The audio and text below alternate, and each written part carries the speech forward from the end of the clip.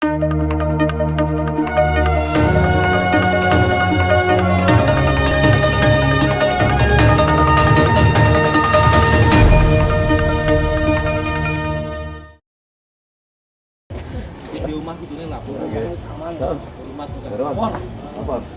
datang. Bapak Ibu media Mas dari sekitar.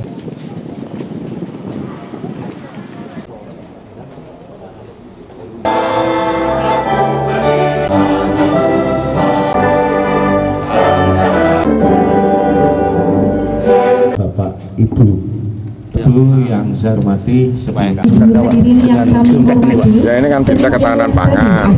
Tentunya kita berharap dengan adanya Bintang ini nanti ada peningkatan produksi. Selain peningkatan produksi, kalau bisa ya berharap untuk menekan biaya produksinya, sehingga keuntungan petani ini bisa meningkat. Karena kan Bintang ini mempunyai keahlian-keahlian di bidang pertanian dan peternakan yang berkaitan dengan optimalisasi produksi. Kalau yang 30.000 hektar tadi, oleh karenanya terima kasih. Jadi lahan kita itu kan sekitar maksimal 30.000 hektar sama sekarang. Dari total lahan yang ada 60.000 hektar. Wilayah kita kan sekitar 600 km persegi. artinya itu belum maksimal untuk menopang Gini, jadi pangan kan itu gimana? kalau pangan kita surplus banyak. Cuma kan petani ini bisa dikatakan cukup atau sejahtera itu kan perhitungan dari pemerintah pusat sekitar 2 hektar tanah yang dimiliki. Nah, kita rata-rata kan hanya sekitar 0,25 yang petaninya. Penduduk kita 65% di sektor pertanian, banyak buruh tani. Nah, ini yang perlu kita tata. Sebenarnya pertanian kita itu hanya mampu untuk mendukung berapa orang. Nah, setelah itu baru yang lain ini harus didukung dengan kegiatan apa. Ini yang menjadi PR utama dari pemerintah. Termasuk untuk mengangkat pengangguran ekstrim tadi, Pak, untuk Ya, jumlahnya ini juga. pengangguran ekstrim ini kan tentu dari beberapa sektor. Tapi kalau melihat persentase dari penduduk Magetan yang bercocok tanam 65%, ini juga kemungkinan besar banyak yang dari itu. Nah, ini tentunya tadi kan kita sampaikan juga bisa dikembangkan ke peternakannya, karena kan dekat antara pertanian dalam arti sempit loh, maksudnya tandur-tandur. Sebenarnya kan peternakan juga masuk ke kelompoknya pertanian. Jadi kita berharap nanti peternakan bisa dikembangkan, pertanian diintensifkan, jadi hasilnya itu dari lahan yang ada bisa ditingkatkan selisih lagi. Pak, kalau terkait perajin gendeng yang masih belum mengantongi SNI itu seperti apa untuk mendongkrak? Ya, ini nanti coba kita koordinasikan dengan Indra. Kita mempunyai potensi tenaga ini terampil dalam membuat produknya genteng. Ini nanti coba kita koordinasikan dengan Indra, dengan instansi yang terkait lagi untuk pembinaan supaya lebih baik mutunya kalau masuk SNI. Kadang-kadang kita kan juga perasaan gimana itu kalau misalnya kita punya produk sendiri tapi ternyata banyak yang harus menggunakan produk dari luar, kan secara ekonomi kan kita juga rugi. Termasuk mendatangkan pakan juga. Nah, itu nanti mungkin kita kolaborasikan aja dengan perguruan tinggi bagaimana memproduksi genteng ini supaya bisa lebih ringan, lebih kuat dan juga lebih kedap air. Ini sebenarnya sudah kita minta dari Indak sudah beberapa tahun yang lalu, cuma realisasinya mungkin masih terkendala dengan pemikiran untuk mencarikan solusi. Dan ini untuk Datos 2025 di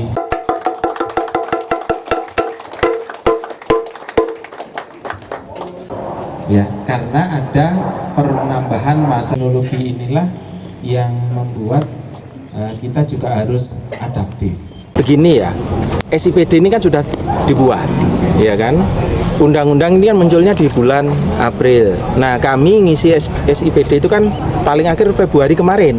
Jadi undang-undang belum keluar, kita sudah input, sudah ada alokasi untuk Pilkades. Tapi tidak untuk yang tidak kosong karena muncul undang-undang baru sehingga yang diisi kemungkinan besar ya kalau pimpinan setuju nanti khusus yang kosong di 4 desa. Mudah-mudahan tidak bertambah lagi karena bisa berpotensi bertambah soalnya. Mana aja Pak 4 desa itu? Yang pasti Kiringan, Patihan meninggal kan, kemudian Soco mengundurkan diri, Bangun Asri. Itu untuk tahun 2025 atau gimana? Program saya di 2025 karena 2024 kan belum teranggarkan. Nah, uniknya penyelenggaraan pemerintahan itu kan anggaran 1 tahun sebelumnya kan harus dibuat sekarang. Makanya kan kadang perencanaan itu tidak sesuai dengan pelaksanaannya. Itu. Terkait persyaratan ijazah harus SMA itu tadi Pak? Ya, itu nanti otomatis berlaku dan kita sesuaikan.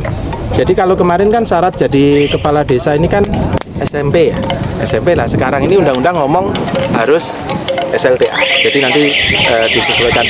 Dan saya pikir kalau di daerah Magetan nggak ada kok yang daftarnya pakai SMP. Rata-rata mesti SMA kok. SDM-nya pasti lebih. Nah, Pak Eko, kegiatan BKD seperti ini Pak Eko, menurut Pak Eko? BKAD ini kan memang saya membentuk BKAD ini kan mulai 2020.